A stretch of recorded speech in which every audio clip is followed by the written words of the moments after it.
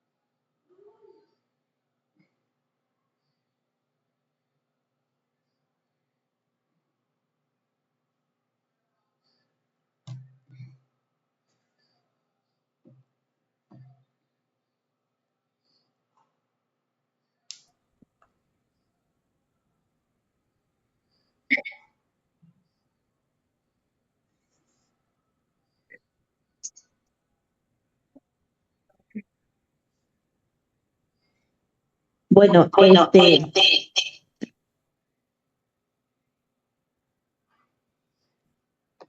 bueno, en este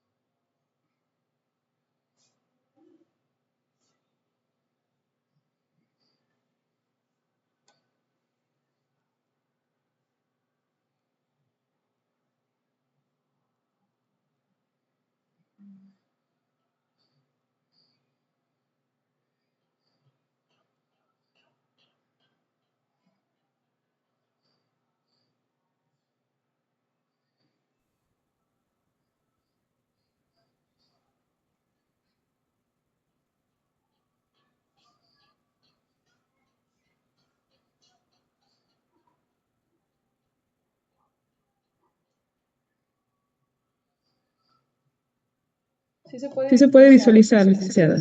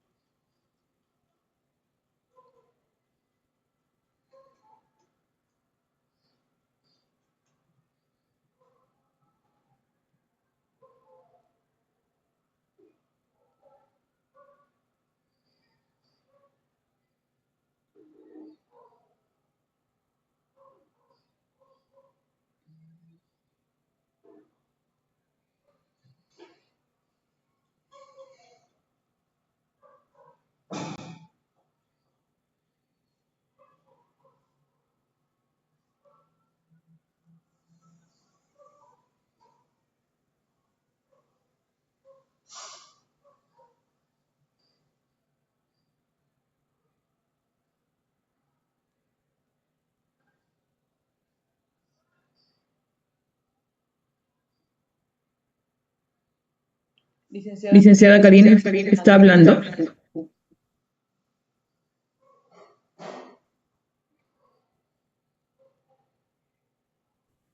Ya. Buenas, ¿me escuchan?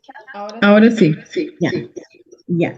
Entonces, creo que no me estaban escuchando. No, su Eh, micrófono estaba apagado. ya.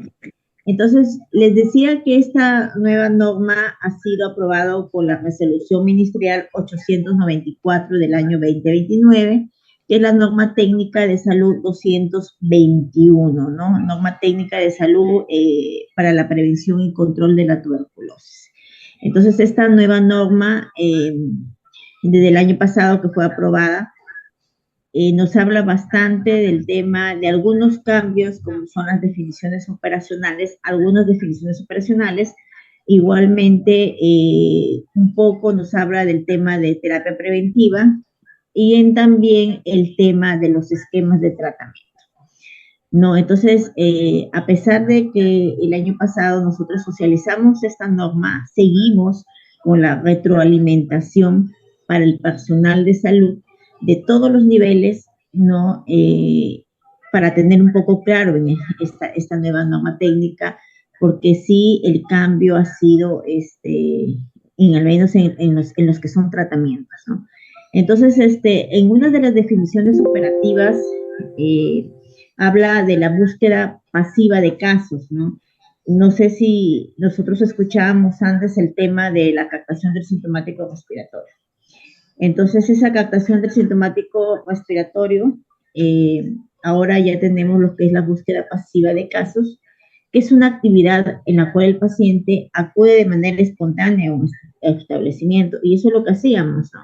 El paciente llegaba en cualquier servicio, tenía la consulta, y si tenía todos los signos o síntomas sugestivos o presuntivos a una tuberculosis, se le sacaba una vaciloscopía, ¿no?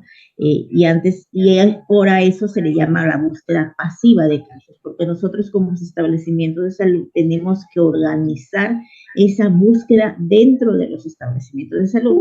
Lo que no se hablaba antes era de la búsqueda activa de casos, ¿no? Esa búsqueda que son nuestras intervenciones focalizadas en áreas de riesgo, ¿no? Es decir, por ejemplo, los centros penitenciarios son áreas de elevado riesgo, o si no, también, por ejemplo, el distrito de Leonardo Ortiz, un ejemplo, es un distrito con mayor incidencia de tuberculosis, y que mis intervenciones tendrían que ser muy distintas, quizás a otros distritos que no tendrían casos, ¿no? Entonces, igualmente, esta búsqueda activa de casos activas no solamente está en áreas de riesgo, sino también lo vamos a ver más adelante, se enfatiza también en poblaciones vulnerables o en poblaciones.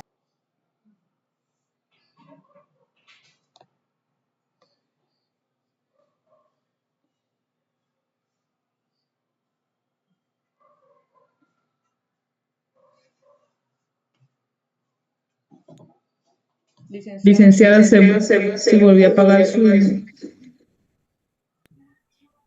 Entonces, esas son algunas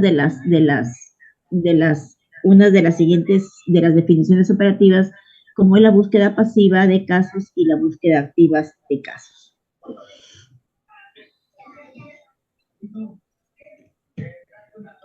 Entonces, otra definición está el tema de casos de tuberculosis presuntiva, ¿no?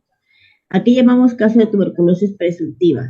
Es aquel paciente o que presenta al menos dos o más síntomas o signos de la tuberculosis, ¿no? ¿Cuáles son los signos o síntomas? Tos con flema, hematitis, fiebre, sudoración nocturna, pérdida de peso, otros, ¿no? Entonces, si es que este paciente tuviera cualquiera de estos dos o más síntomas o signos, puede ser un caso de tuberculosis presuntiva, ¿no? Entonces, ahí sí nosotros tendríamos que realizar la búsqueda de que si ese paciente pueda tener una tuberculosis o no, ¿no? Y el caso de tuberculosis es muy diferente al caso de TBC presuntiva, porque el caso de TBC presuntiva, nosotros nos falta un diagnóstico, solamente estamos pensando que puede tener una tuberculosis porque presenta de 2 o más signos o síntomas, ¿no? Pero el caso de tuberculosis es aquel paciente que se le diagnostica tuberculosis, el que ya tiene un criterio bacteriológico, que puede ser un examen de esputo, o puedes tener otro criterio por un examen radiológico, que es un criterio radiológico y que puede ser diagnosticado una tuberculosis. No nos olvidemos que el criterio que más se enfatiza para nosotros decir este es un caso de TB es el criterio clínico, no las otros, el criterio radiológico, bacteriológico son ayudas diagnósticas, pero el criterio clínico juega un papel muy importante en el caso de diagnóstico de tuberculosis, ¿no? Esta es otra definición operacional que ha sido puesta en esta nueva norma técnica. Y aquí como le vemos, un caso de TBC con confirmación bacteriológica, ¿no? ¿A qué llamamos nosotros una confirmación bacteriológica? ¿No? Es aquel paciente que tiene una baciloscopía positiva, es decir, es un paciente X, llega a un establecimiento de salud, tiene 2 o más síntomas o signos sugestivos, presuntivos a la tuberculosis, y en ellos puede ser que tenga una tos, le saco una baciloscopía es a través de un examen de esputo, y este esputo me puede dar positivo, ¿no? Me da positivo, entonces ahí ya estoy diagnosticando una tuberculosis. Pero, ¿qué puede pasar si este paciente X no le salió nada en la baciloscopía le salió negativa? Sin embargo, como médico, digo, no, pero este paciente tiene toda la clínica, ¿no? Por eso le digo, la clínica juega un papel muy importante, ¿no? Entonces, tengo esa duda y le mando un cultivo, que es un examen más profundo, que no es realizado en el primer nivel de atención, solamente es realizado en el laboratorio referencial, ¿no? Y ese cultivo también nos puede dar positivo, ¿no? Entonces, y también tenemos algunas pruebas de sensibilidades que también realizamos a este tipo de pacientes, donde también me pueden dar como resultados positivos, ¿no? Entonces, es un caso de TBC con confirmación bacteriológica, persona que ha sido diagnosticada con tuberculosis pulmonar o extrapulmonar mediante criterio clínico, bacteriológico o radiológico, por cualquier criterio, y que haya sido diagnosticado la tuberculosis, ¿no? Ese es un caso de TBC con confirmación bacteriológica.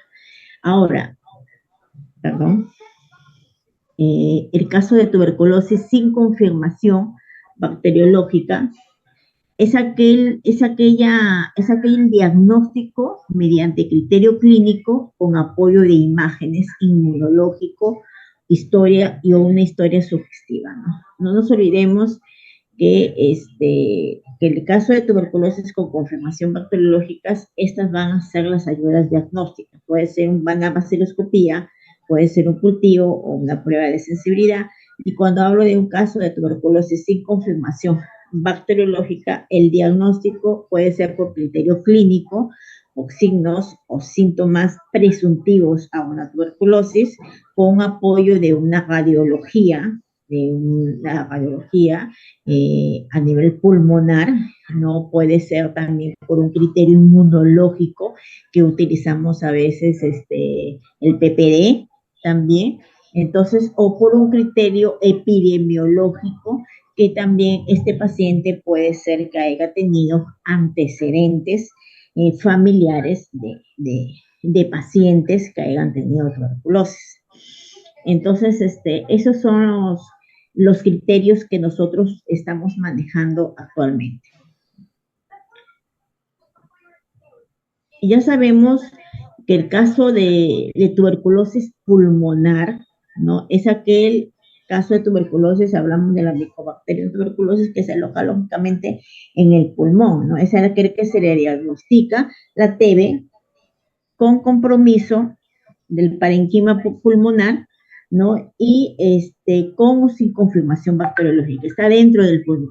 Y el caso de TBC extrapulmonar son aquellos casos que puede ser que están fuera del pulmón, que puede ser ganglionar, puede ser urinario, pleural, sistema nervioso central o óseo, ¿no? Eso tenemos dos temas de casos de tuberculosis y también casos de tuberculosis extrapulmonares, ¿no?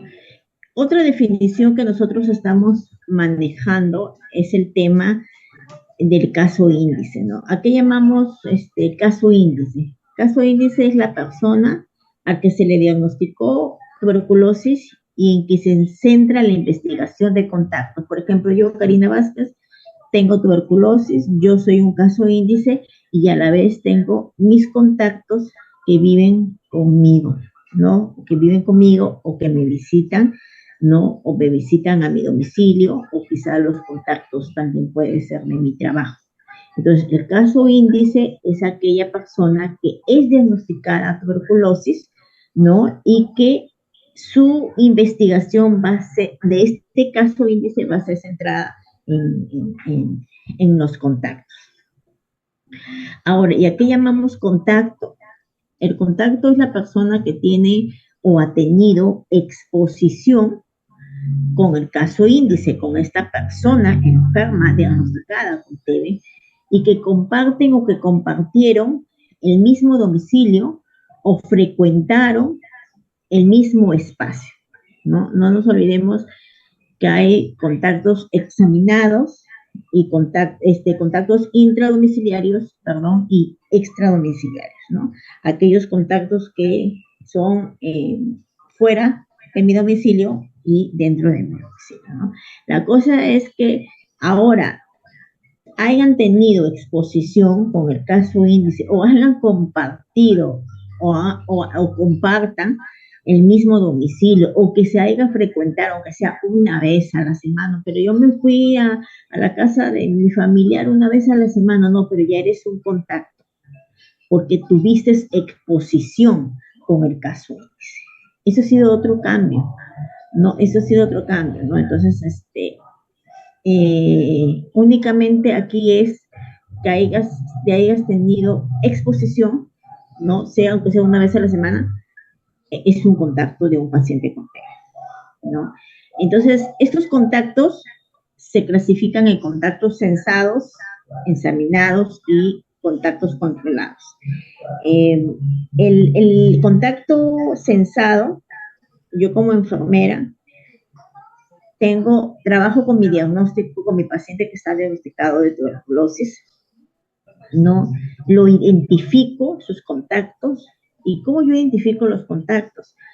Los contactos los identifico no diciéndole a la persona en una entrevista de enfermería, ¿sabes qué, señor Juan? Voy a poner al paciente Juan, ¿con cuántas personas vive? ¿Cuántas edades tiene? ¿Y con quién más vive? ¿Y tiene algún adulto mayor? ¿Y tiene alguna gestante? No. ¿Cuál es la función del personal de salud? Es hacer la visita domiciliaria y realmente verificar esos contactos, censar esos contactos en su domicilio, si tienen 5 contactos, si tienen 4 contactos ese paciente. Una vez que yo los identifico y los registro en la tarjeta de tratamiento, a esos pacientes se les llama contactos censados, porque los tengo identificados y los tengo registrados, ¿no? Ahora, ¿qué pasa? Ya los identifiqué, ya los registré, ahora yo los voy a examinar. ¿Cómo los examino? Todos los contactos tienen que pasar por la evaluación médica. ¿Quiénes son las personas más probables que se puedan infectar con tuberculosis? Son los contactos. Y esa es una medida preventiva que tenemos que fortalecer mucho más porque vamos a evitar tener más casos de tuberculosis. Y la única manera de contribuir a que la incidencia baje es buscando más casos de tuberculosis, definitivamente, ¿no? Y busco oportunamente, diagnostico oportunamente y brindo tratamiento oportunamente y corto esa cadena de transmisión en la comunidad. Pero si yo solamente me centro en el paciente y no me centro en sus contactos, entonces puede ser que de aquí a un tiempo esos contactos no se le descartó tuberculosis y se puedan infectar de tuberculosis. Entonces, el contacto censado es el identificado y el registrado. Y el examinado es aquel contacto que fue pasado, que fue evaluado, ¿no? Por la evaluación, por el médico tratante. El médico tiene que evaluar al contacto, ¿no? Y descartar una tuberculosis activa en ese contacto. ¿Y cómo lo va a descartar? Con todos los signos y síntomas presuntivos a una tuberculosis. Ahora, si es que el médico tiene duda, la clínica no le es suficiente, bueno, va a tener esos apoyos al diagnóstico, como es el examen radiológico, como es el examen inmunológico y como es un examen bacteriológico, ¿no? Pero todos los contactos de los pacientes tienen que ser evaluados por el médico tratante, ¿no? Y ahora, ¿cuál es el contacto controlado?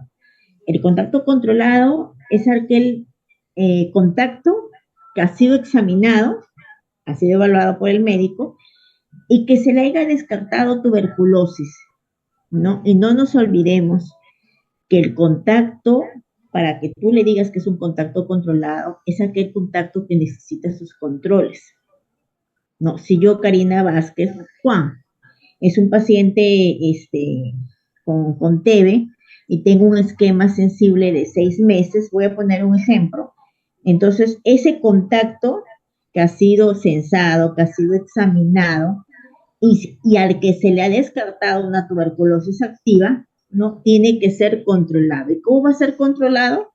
Definitivamente pasando sus controles a los 2 meses, al inicio, que es al inicio del esquema, cuando tiene el contacto con el caso índice, a los 2 meses y al término del tratamiento del caso índice, ¿no? Del caso índice. Entonces, Juan Pérez tiene un tratamiento de 6 meses, yo soy su contacto, entonces tengo que ser controlado al inicio, me descartaron la TB, Juan Pérez pasa a la siguiente fase, a mí me tiene que controlar y a Juan Pérez ya va a terminar su tratamiento y a mí al finalizar el tratamiento del caso índice también me tiene que controlar. Entonces, eso es un contacto controlado, ¿no? Perdón.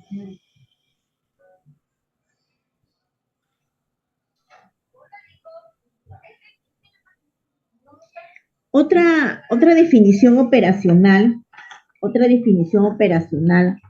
que también ha salido en esta nueva norma es el tema de qué llamamos caso nuevo, ¿no? El personal de salud tiene que saber, al menos los responsables de TB, tienen que saber bien qué es un caso nuevo, qué es un caso antes tratado, porque nosotros manejamos un sistema gerencial, es un sistema de información que lo manejan los establecimientos de salud. Y ese sistema tiene que estar correctamente llenado. Entonces, cuando este paciente, Juan Pérez, nunca tomó tratamiento, es un caso nuevo, ¿no? Tuvo un tratamiento Juan Pérez menos de 30 días consecutivos o 25 dosis continuas, mira, ¿sabes qué?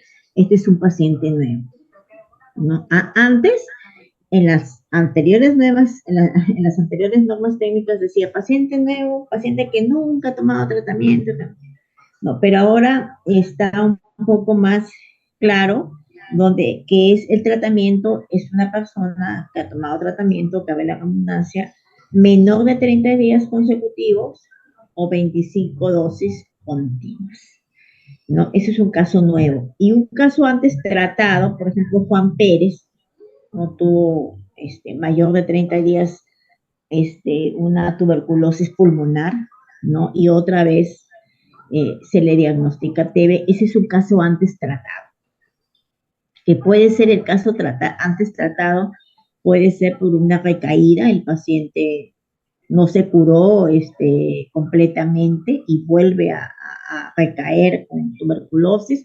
Acá puede ser varios factores, puede ser que no tuvo una buena adherencia al tratamiento, quizás algún factor de comorbilidad, o también puede ser que algún contacto que no haya sido evaluado en su momento como corresponde, no se le haya descartado la tuberculosis.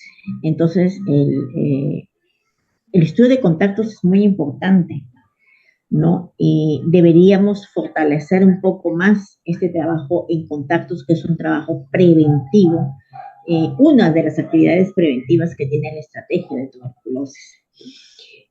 ¿Cómo puedo ser un caso antes tratado? Puede ser un paciente Juan Pérez que tuvo un tratamiento en el año 2022 y lo abandonó.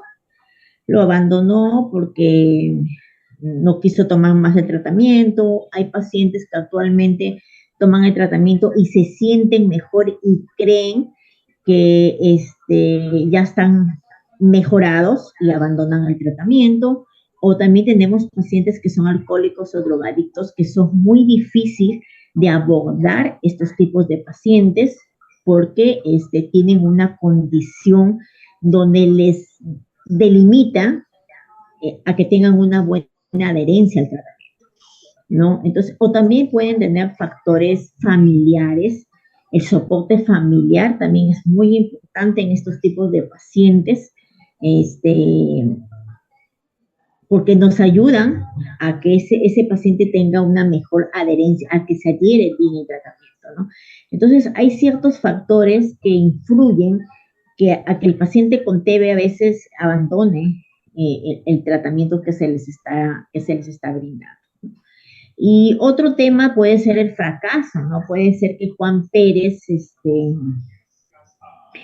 tiene un diagnóstico de tuberculosis sensible, pero fracasó, ¿no? Fracasó porque quizás en el tiempo que está tomando tratamiento, lamentablemente es resistente a alguno de los fármacos que se le está dando y salió resistente, y ese paciente ya no va a tomar el tratamiento que se le da inicialmente, sino él trata otros temas, otros esquemas, retirándole el medicamento a la cual es resistente. Entonces, hay pacientes, sí, pacientes muy adherentes, pacientes muy responsables, pero que lastimosamente en el transcurso del tiempo, en el transcurso del tratamiento, hacen un fracaso farmacológico, fracaso farmacológico, porque tienen una evidencia de una prueba de sensibilidad con una resistencia. No, tenemos esos tipos también de pacientes.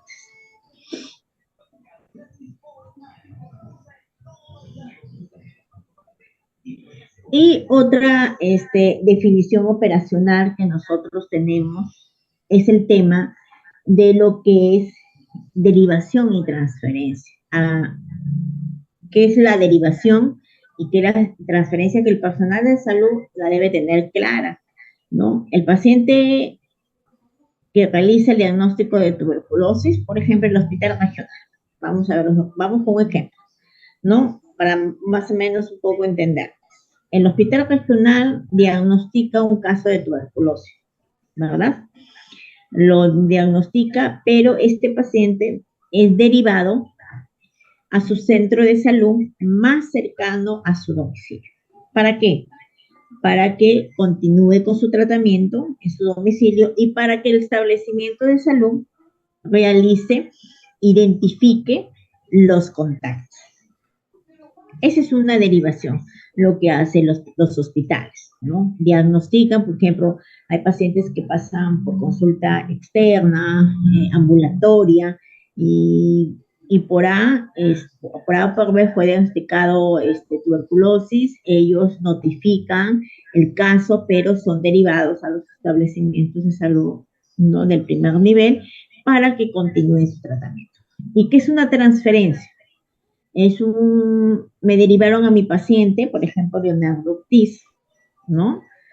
Tengo mi paciente, pero este paciente necesita ser transferido quizás a Cajamarca, ¿no? ¿Por qué situaciones? Por situaciones de trabajo, por situaciones familiares. Entonces, necesita que este paciente, Juan Pérez, ¿sabes qué, señorita? Yo necesito ser transferido a Cajamarca para continuar mi tratamiento. Entonces, ¿qué hace el establecimiento? ¿Qué hacemos nosotros? Nos comunicamos con Cajamarca y le decimos, ¿sabes qué? Necesito transferirte a un paciente porque el paciente va a estar por estudios laborales, por situación laboral, va a estar en la región Cajamarca y necesito, por favor, que continúes dándole su tratamiento. No nos olvidemos que el tratamiento de tuberculosis es supervisado, ¿no?, en los establecimientos de salud, salvo por situaciones especiales, la enfermera puede ir a dar tratamiento a su domicilio. Entonces, no es que nosotros demos el tratamiento para que se lo lleve a su casa y que el paciente tome en su casa. No es así. El tratamiento tiene que ser supervisado en boca.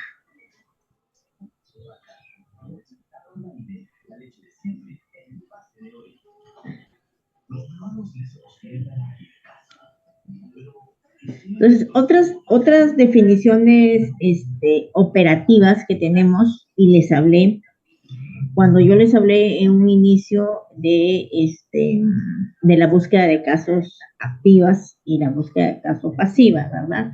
Y los que aquí entran también es el grupos de riesgo, ¿no? ¿Quiénes son los grupos de riesgo?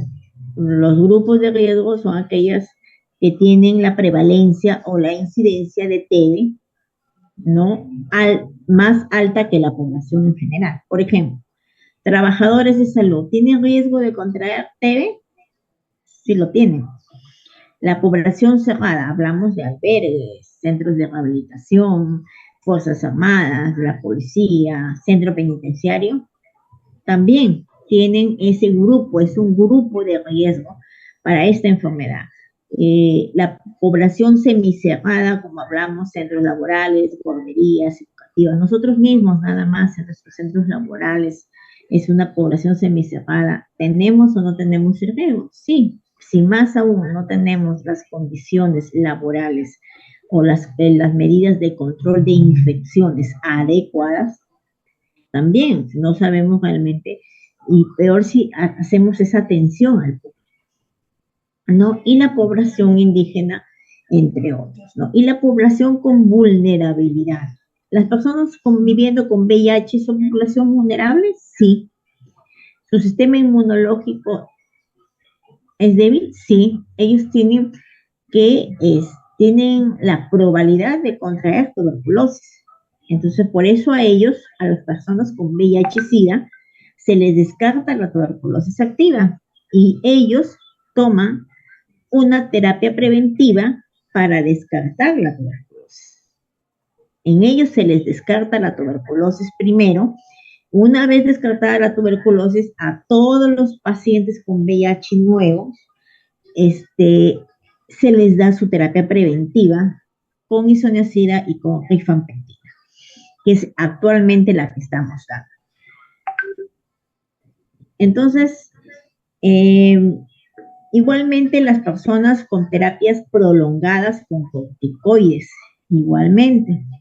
Los pacientes diabéticos, hipertensos, los pacientes con insuficiencia renal, no, son aquellas poblaciones con vulnerabilidad para tuberculosis. Entonces, en estos pacientes también tenemos que descartar la tuberculosis activa. Bueno, y hablamos de irregularidad del tratamiento, ya hemos hablado de que si tienes una, dos, tres, cinco faltas, bien sea consecutivas o bien sea que no sean consecutivas y sea así eh, eh, prolongadas de diferentes semanas, estamos hablando de irregularidad de tratamiento. Bien, tú veas a un paciente y su tarjeta de tratamiento que tenga 5 o más faltas de forma irregular. Irregular es un paciente, no señorita, pero yo yo solamente falté una vez a la semana. La otra semana me faltó otro día. La otra semana me faltó otro día. Cumple los 5 o más, es un paciente irregular. Es un paciente que tiene un factor de riesgo para que me abandone el tratamiento o para que me haga una resistencia al medicamento. Entonces, por eso, en tuberculosis es muy diferente a VIH. El VIH, el tratamiento antirretroviral, al paciente se lo dan para que sea eh, ingresado, tomando el tratamiento en domicilio, muy diferente la adherencia al paciente con tuberculosis. Tiene que ser supervisado en boca.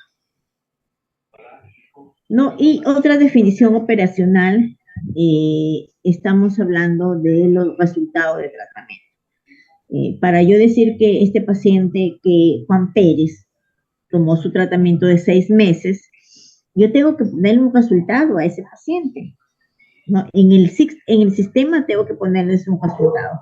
Si ese paciente fue curado, si ese paciente terminó tratamiento, si ese paciente quizás me abandonó el tratamiento, quizás me lo fracasó.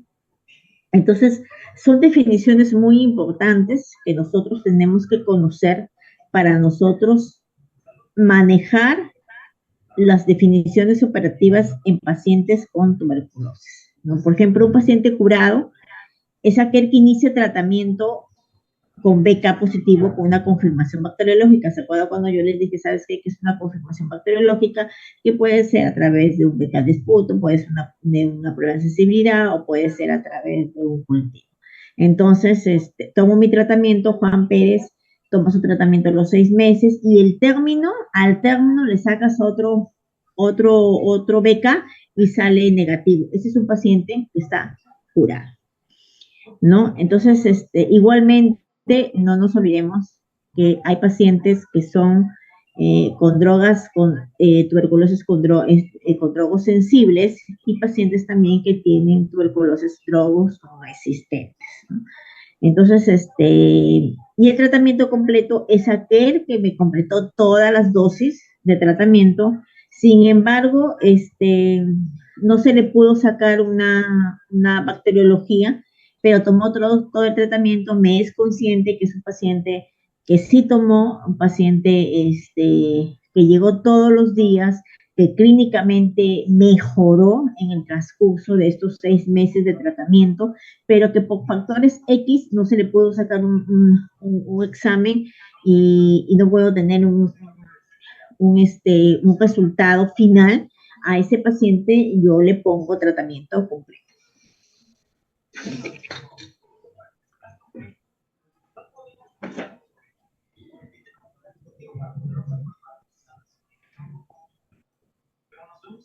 Bueno, y como les dije, les hablé anteriormente, el fracaso de tratamiento puede ser un fracaso bacteriológico. Paciente Juan Pérez inició tratamiento, pero carambas, primer control positivo, segundo control positivo, tercer control positivo, cuarto control positivo. No, hay un fracaso, algo está pasando con este paciente. Puede ser también no hay una buena, hay ausencia de respuesta clínica, este paciente no me sube de peso, qué es lo que está pasando, porque nosotros nos damos cuenta cómo inició mi paciente, por eso la enfermera aquí tiene que cumplir una función muy importante, porque es la que va a decirle al médico, ¿sabes qué, doctor? Este paciente no me está subiendo de peso, ¿no? A pesar que toma todos los días tratamiento, no me sube de peso, yo lo noto también otra vez con los síntomas, algo está pasando con ese paciente, ¿no? Alguna reacción adversa al medicamento, quizás la rifampicina no le cae muy bien, el paciente está vomitando, o lo veo muy histérico, quizás Veo también las transaminasas altas. ¿Por qué? Porque el paciente con TB, no es solamente que yo le doy tratamiento, sabes qué, señor, tome tratamiento y chao. El paciente con TB tiene que tener una evaluación mensual y tiene que tener evaluaciones con exámenes radiológicos, con exámenes de sangre, ¿no? Hay un monitoreo constante y ese monitoreo se divide en dos, ¿ah? Para pacientes sensibles es un tema de monitoreo y para pacientes resistentes otro tema de monitoreo. Por eso el personal de enfermería tiene que estar vigilando estos síntomas o estas reacciones que pueda tener el paciente, ¿no? Y tener bien claro qué me puede estar ocasionando que las transaminasas estén altas, que al paciente quizás le salió un prurito, o quizás al paciente está histérico, o tantas cosas que puedes ver en una reacción adversa al medicamento. Y también hablamos de fracaso cuando Juan Pérez le salió al mes, ¿sabes qué, señores? Señor Juan Pérez, su prueba de sensibilidad sale que es resistencia a la rifampicina.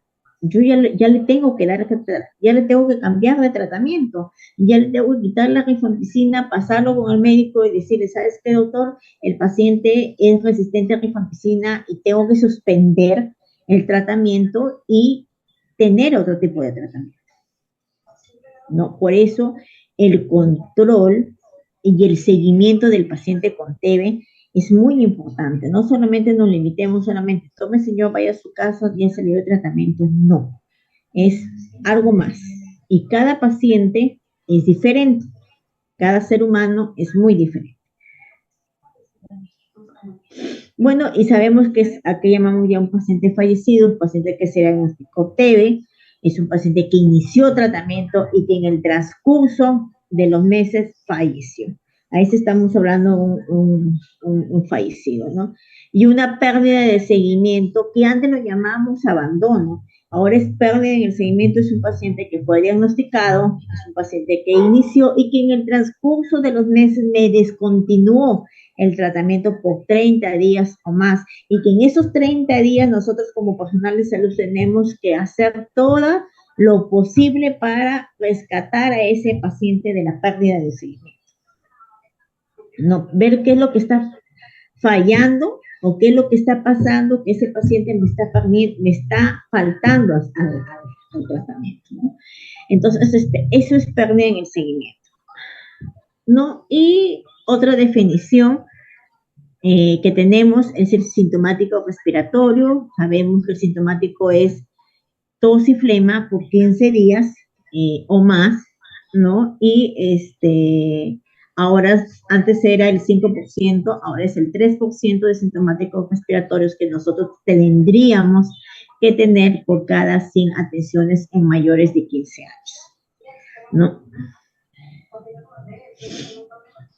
No, y eso es lo que les decía yo, el tratamiento directamente observado. En tuberculosis no es como VIH. En tuberculosis, la administración de medicamentos tiene que ser directamente observado en boca, principalmente por el licenciado de enfermería y en ausencia de por el técnico de enfermería, ¿no? Ahora, si es que el paciente por A o por B no puede tomar el tratamiento, o es un paciente adulto mayor, es un paciente postrado, la enfermera puede ir a su domicilio o también hay algunas tecnologías informáticas que nos puede ayudar, como la videollamada, pero siempre con un soporte familiar que nos ayude a eso.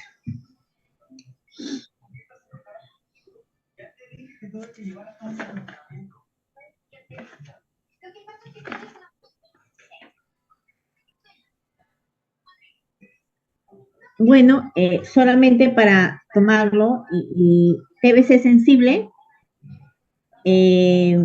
no hay resistencia a medicamentos, es un paciente con TBC sensible. Pero si yo tengo una TBC resistencia a isoniazida, perdón, acá está, a isoniazida, es decir, que solamente soy eh, resistente a este medicamento, a isoniazida.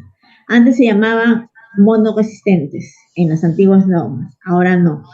Ahora es TBC resistente a isoniazida, ahora es una TBC resistente RR a una TBC resistente a rifampicina, pero si yo tengo a las dos medicamentos, tanto isoniazida como rifampicina, es un paciente multidroga-resistente, ¿no? Ahora, si yo tengo una tuberculosis pre-XDR, que es una resistencia a rifampicina, perdón, una resistencia, si tengo, soy resistencia tanto a rifampicina y isoniazida, más una fluoroquinolona, que puede ser un inyectable, no es un paciente pre-XDR. Y el extremadamente resistente que sí hemos tenido es resistente a la rifampicina, isoniazida, fluoroquinolona, o también su resistencia a un medicamento que es la bedaquilina, la linezolid, ¿no? Y me sale, ¿no? Ahí sí, estoy hablando de un paciente extensamente resistente. Bueno, y las visitas domiciliarias es la estrategia local de seguimiento en la atención ambulatoria, ¿no? Puede ser por el personal de salud o algún agente capacitado. Entonces, es un poco para tenerlo claro en esta primera diapositiva, tenerle claro a cuando yo llamo a un paciente con resistencia a isoniazida, paciente con rifampicina, aquí llamo un paciente multidroga resistente, es cuando tengo las dos resistencias a estos medicamentos, tanto la isoniazida y la rifampicina, ¿no? Y el pre-XDR es porque tengo resistencia a isoniazida, rifampicina y una fluoroquinolona, que puede ser un inyectable, ¿no? Y ahí en la prueba de sensibilidad sale que inyectable es la resistencia. Y el extensamente resistente es que tengo resistencia a todo lo que se está mencionando, pero le agregas más un medicamento que se llama la bedaquilina o el linezolid, que eso nos trae que somos candidatos a pacientes con extensamente resistentes.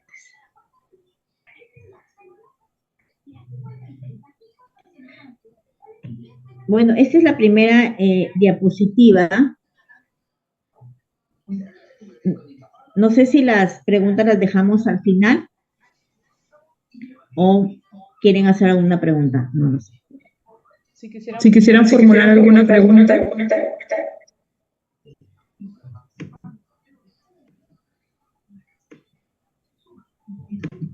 O si no, lo pueden hacer al final también. O a través del chat pueden realizar sus preguntas. O por el chat también. Mientras que la licenciada va transmitiendo nuevamente su otro material para que pueda continuar. Si tuviera alguien alguna pregunta o algún aporte que hacer, pueden hacerlo a través del chat o pueden levantar también su manito para que puedan intervenir.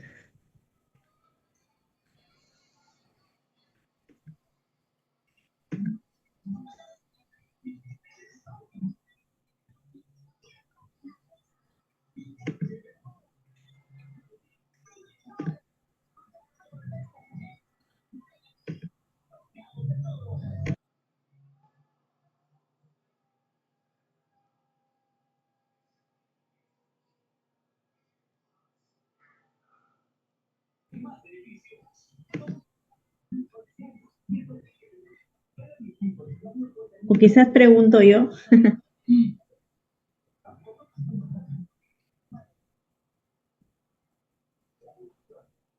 Bueno, Amanda dice que todo muy claro. No sé, el otro personal, los otros que están que me escuchan.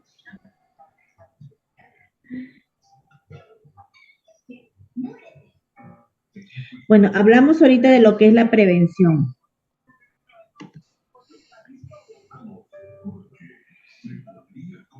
Hablamos que una de las medidas preventivas es la vacuna de BCG. ¿No? La vacuna de BCG, según el esquema nacional, se aplica a todos los recién nacidos ¿no?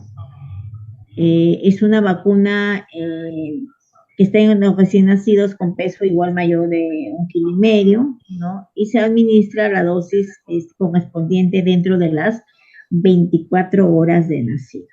Entonces, esta es una vacuna muy importante que tenemos, que están indicadas para prevenir las formas clínicas graves de tuberculosis infantil, meningitis tuberculosas y diseminadas. Entonces, nos va a ayudar a prevenir en las formas clínicas graves de una tuberculosis infantil, meningitis.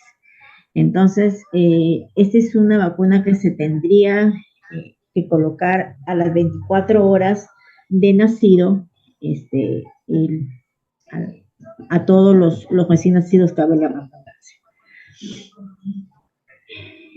Aquí es algo muy importante y es el tema, un momentito por favor, es el tema de los casos de los recién nacidos de madres con VIH, ¿no? Y hay bastantes situaciones acá, ¿no? Entonces a veces llaman, licenciada, tengo un paciente, un recién nacido y su mamá tiene VIH. Entonces para esto se aplica la norma técnica, la 159, que es la norma técnica de salud para la prevención de transmisión materno-infantil del VIH, sífilis y hepatitis B, ¿no? Que está aprobada en una resolución. Entonces, en estos casos que nosotros recomendamos, ¿no? ¿Se vacuna o no se vacuna al niño? Siempre es esa situación, ¿no? Dicen, licenciada, pero ¿lo vacuno o no lo vacuno? Y digo, pero ¿qué es lo que te dice tu norma? ¿No? Entonces, los recién nacidos y niños expuestos al VIH deben ser vacunados de acuerdo al calendario nacional de vacunas, ¿no? Tomando en cuenta indicaciones como el grupo de condiciones especiales, ¿no? Porque estoy hablando de un recién nacido con una madre con VIH y eso ya lo pone como caso especial, ¿verdad? Entonces, si es, la vacuna nacional vigente te dice, se contemplarán las siguientes condiciones: la prematuridad y el peso menor de 2 kilos. Si yo tengo un peso menor de 2 kilos, pues lógicamente, ¿no? Ahora, en estos casos, sí o sí, se tiene que vacunar al recién nacido, ¿no? Entonces, no tiene nada que ver si el paciente, si la madre con VIH, ¿no? Está expuesta, tiene madre con VIH, tiene madre con diagnóstico de VIH, entonces se le tiene que vacunar, lo voy a pasar más adelante, se les ha hecho un flujo, ¿no? Tiene que recibir la vacunación. Lógicamente que este recién nacido tendría que pasar, en este caso, al infectólogo especialista, ¿no? Para ver el tema del VIH, ¿no? Por lo que de la mamá tiene esta enfermedad, ¿no? Entonces, se recomienda que tengan esa vacunación, ¿no? Pero siempre tiene que ser revisado por el médico infectólogo. Ahora, si el niño con infección por VIH tiene signos de inmunosupresión severa, no debería ser vacunado. Por eso, estos recién nacidos, de un recién nacido y su mamá tiene VIH, deben ser vistos por los médicos pediatras o por el médico infectólogo. Ahora, este es una aplicación de la vacuna de BCG, recién nacido de madre con TBC presuntiva. Es decir, tengo mi puérpera que tiene síntomas o signos presuntivos a TB. Les dije en el primer PPT que llamábamos una TBC presuntiva, ¿no? Una TBC presuntiva es aquel que tiene 2 o más signos o síntomas presuntivos a tuberculosis. Hablamos de cansancio, pérdida de peso, dificultad para respirar, pérdida de apetito, ¿no? Tos, ¿no? Entonces, eso llamamos a una TBC presuntiva. Pero si yo tengo un recién nacido de TBC presuntiva, la indicación para el recién nacido es una dosis de BCG en las primeras 24 horas, vacuno al niño, ¿no? Entonces, a la mamá se le descartó la tuberculosis, ¿no? Y ya. Entonces, una vez descartada la tuberculosis, yo tengo hasta los 11 meses, 29 días para recibir esa vacuna, para que ese niño reciba esa vacuna, ¿no? Y si a la madre se le diagnosticó tuberculosis, colocar una dosis de BCG, ¿no? Al completar la terapia preventiva en el recién nacido. No nos olvidemos que si yo tengo a una mamá con diagnóstico de TB, a mi niño le tengo que dar la terapia preventiva. Una vez que ese recién nacido completa la terapia preventiva, lo vacuno. ¿Cuántos meses, cuánto dura la terapia preventiva ahora? Con esta norma técnica son 3 meses, ¿no? 3 meses, ¿no? Entonces, al recién nacido se le puede colocar la vacuna de BCG hasta los 11 meses, 29 días.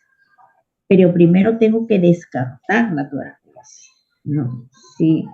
Si mi mamá, si la puérpera, en este caso, se le descartó TB, lo vacuno dentro de las 24 horas al niño.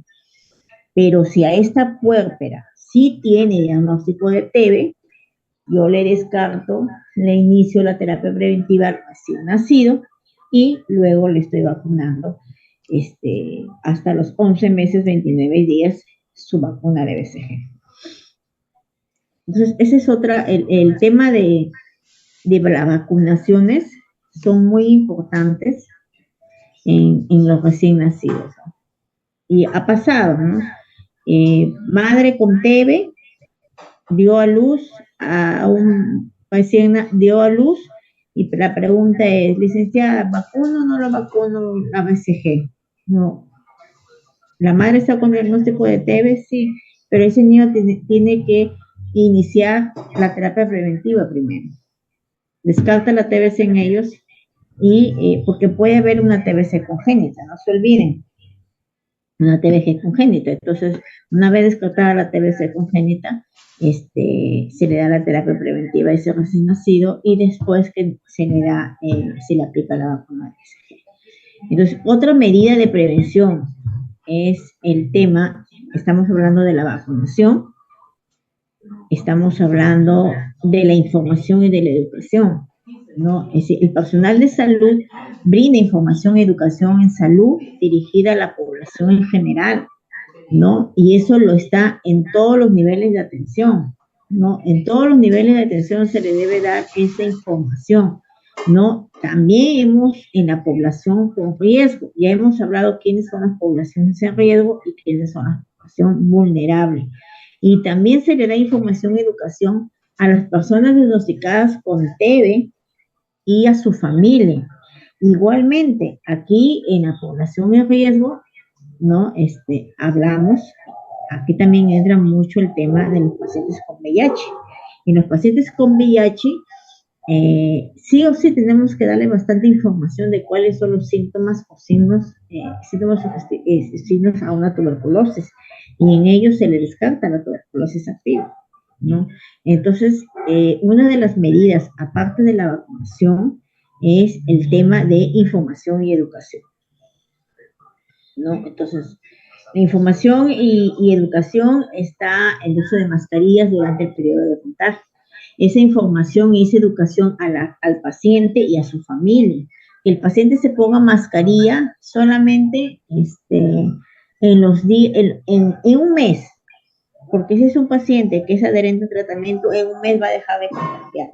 Si le salió positivo, prácticamente al mes tendría que salir negativo, si es que toma bien su tratamiento, ¿no? No es necesario que estén separando los cubiertos o aislarlo al paciente, no, lógicamente es actividades diarias, utilizar la protección respiratoria y definitivamente los pacientes también deberían utilizar una mascarilla, ¿no? Al menos hasta el periodo de contagio de ese paciente, que relativamente es en un mes, ¿no? Y si es que ese paciente es adherente al tratamiento, ¿no? Y otra medida de control que tenemos es el tema de cubrirse la boca y la nariz al toser o estornudar. Hasta nosotros no lo hacemos, ¿no? Nosotros pasamos por el centro, pasamos por el tema, por la vía pública, hay pacientes que estornudan, no se ponen el antebrazo, entonces, un poco que no hemos olvidado de eso, ¿no? Porque con el COVID sí lo hacíamos, me parece. Pero esta es otra medida también, esta es otra medida que nosotros tenemos que tener una cultura, ¿no? Cubrirse la boca y la nariz al toser y estornudar, ¿no? Desechar el papel usado en un depósito para residuos.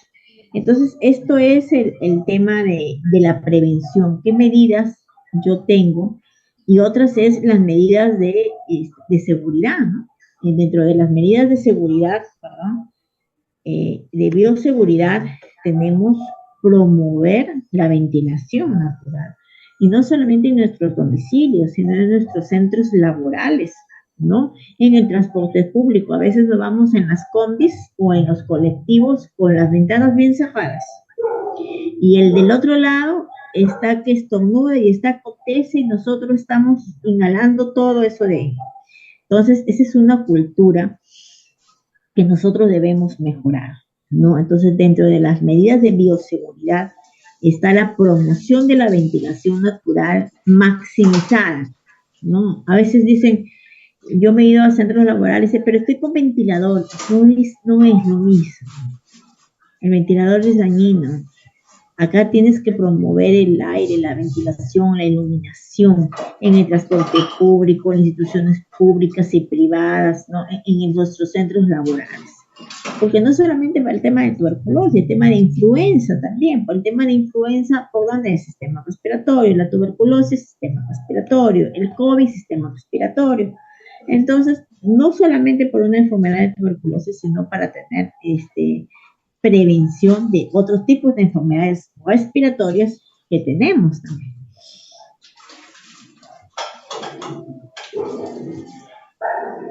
Entonces, estas son una de las medidas de prevención, perdón,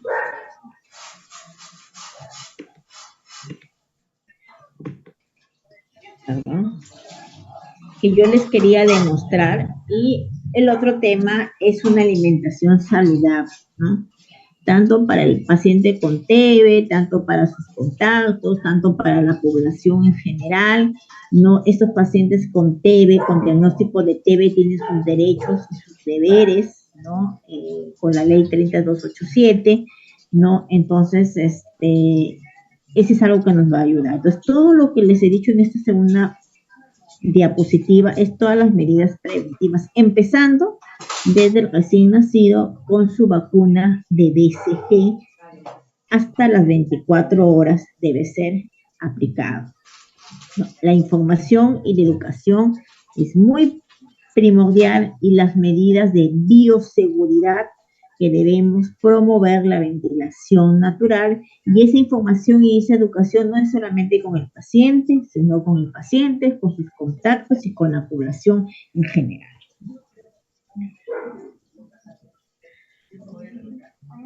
Vamos a continuar con la otra diapositiva.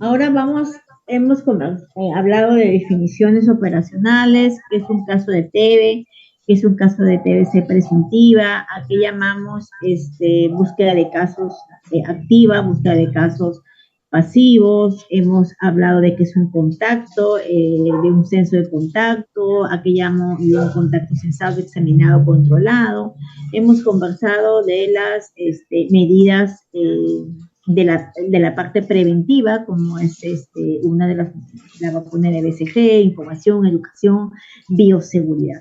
Ahora estamos hablando de estudio de contacto, lo voy a volver a tomar, ¿no? Entonces, como les decía, ¿quiénes son los contactos de un paciente? Son todos los que tienen o tuvieron alguna cercanía con el caso índice. Hemos conversado a qué llamamos un caso índice, es aquel paciente que es diagnosticado con tuberculosis y que vamos a trabajar con él y con sus contactos, ¿no? ¿Cuándo se realiza este estudio de contactos? Se realiza cuando hacemos nosotros la entrevista de enfermería con el paciente y hacemos una visita domiciliaria, una para verificación de domicilio y otra para el estudio de contactos, ¿no? El estudio de contactos no se realiza, como les decía, preguntando al paciente con cuántas personas vive, quiénes viven, si hay una... No, tengo que realizar la visita domiciliaria. ¿Dónde se realiza? En el domicilio del paciente, ¿no? ¿Qué incluye el estudio de contactos? Como les decía, incluye primero verificación, el censo y el control. Entonces, yo censo mis contactos, tengo 3 pacientes, perdón, 3 contactos. A esos 3 contactos yo les examino, hablé, les dije ¿quiénes evalúan a los contactos? Para que yo decir que es un contacto examinado, es porque ese contacto ha tenido que pasar por una evaluación clínica por el médico tratante y que se le haya descartado la tuberculosis activa. Ahora, un contacto controlado es aquel que va a tener sus controles para descartar alguna tuberculosis, alguna como la tuberculosis, ¿no? Entonces, igualmente, el contacto también tenemos en poblaciones cerradas y semicerradas. ¿Qué procedimientos se realizarían en caso de una población cerrada o semicerrada? Aquí entran el tema, por ejemplo, nosotros tenemos tuberculosis en colegios, ¿no? En colegios, en instituciones educativas, ¿no? O sea, vamos a poner un colegio X, ¿no? Un colegio, el alumno se le descartó TB, se le diagnosticó la tuberculosis, inició la tuberculosis y para este procedimiento tenemos la directiva 080, que es una directiva que nos enseña cómo nosotros debemos intervenir en una institución educativa en un caso frente a un caso de tuberculosis, ¿no? En este caso, ¿quiénes serían sus contactos de ese niño, de ese escolar? Los mismos docentes o los mismos alumnos, compañeritos de su colegio. Ahí siempre decían que atrás de un niño con TB hay un adulto con TB. ¿No? Eso es algo que siempre me decían y me lo dicen. Nunca te olvides que atrás de un niño con TB hay un adulto con TB. Y a ese niño lo tuvieron que contagiar. Entonces, bien sea la familia o bien sea un docente. Por eso, la educación y la información no es solamente para el paciente. No deberíamos trabajar con el paciente, sino con sus familias y también con la población en general. Esa información y educación se debe expandir más en las instituciones educativas y en las universidades. Entonces, nosotros en este caso, cuando tenemos una población cerrada o semicerrada, intervenimos en la institución educativa, pero no intervenimos a todo el colegio. Nosotros nos hemos tomado con la sorpresa que a veces hay padres de familia que ¿cómo le podía decir? No sé cómo llega la información, pero saben que hay un escolar con diagnóstico de TB, se enteran. Ellos quieren que hagamos a todo el colegio y va a ser imposible. Esta directiva sanitaria, la C80, te dice que tú trabajas con la población, con el aula de ese alumno, de este caso índice.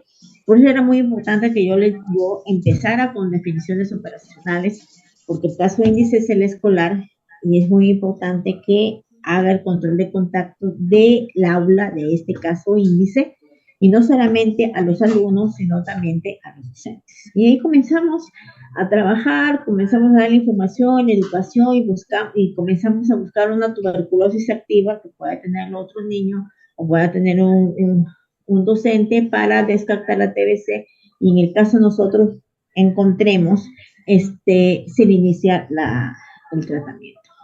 Entonces, también intervenimos en lo que es instituciones educativas, pero el abordaje en ellos sí es un poco diferente y tenemos que trabajar la confidencialidad del niño por ser menor de edad, ¿no? Trabajarlo bien con los directores de los colegios,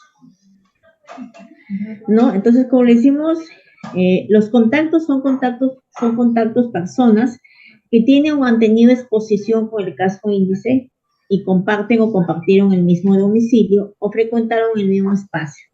Puede ser intra o extradomiciliario. Un momentito, por favor.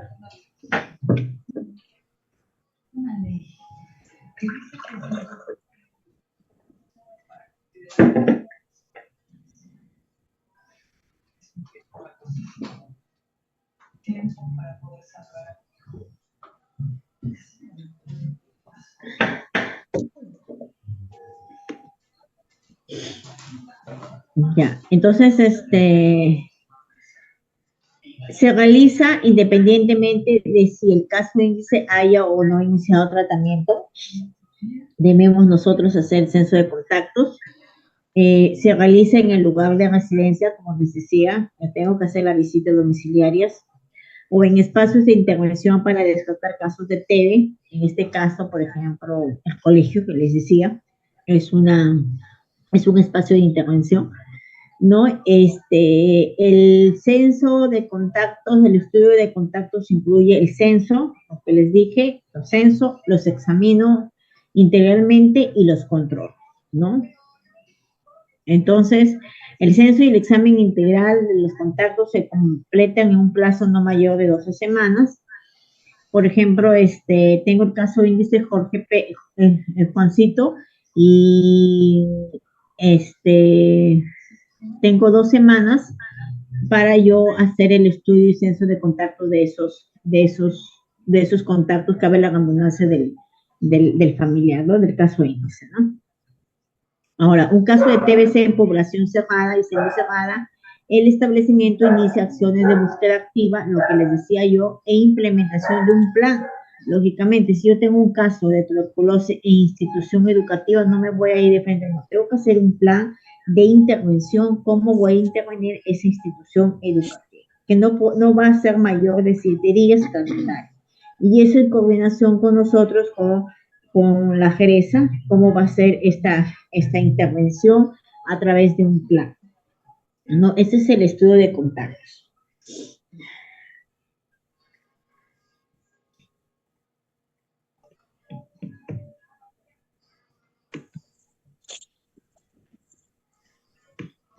Les decía, el estudio de contactos comprende entrevista de enfermería, identificación de contactos, y se registra en la tarjeta y en el sistema de información que nosotros manejamos. El examen integral, que consiste en evaluación clínica, inmunológica, radiológica y bacteriológica. El examen integral y el control en una TBC sensible son 3 controles, y en una TBC resistente son cada 3 meses. No olvidar que en una TBC sensible el esquema de tratamiento puede ser 6 meses, ¿no? al inicio, al cambio de fase y al final, sus controles de sus contactos, pero en una TBC resistente sí es un poco más y que lógicamente cada 3 meses hasta culminar el tratamiento del caso índice se le hace el control de contactos. Entonces, esto es un estudio de contactos. No sé si es que hay alguna pregunta antes de pasar a la otra diapositiva, por favor.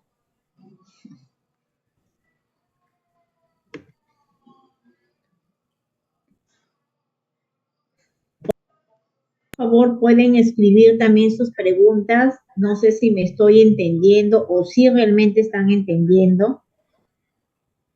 La verdad que sí, buenas noches. Está bastante claro, bastante claro. Okay. Un minutito, justo yo ya estoy saliendo de turno. Si se pierde un ratito porque hasta que llegue a mi casa. Bueno, pero igual es sentido. Gracias. Ya.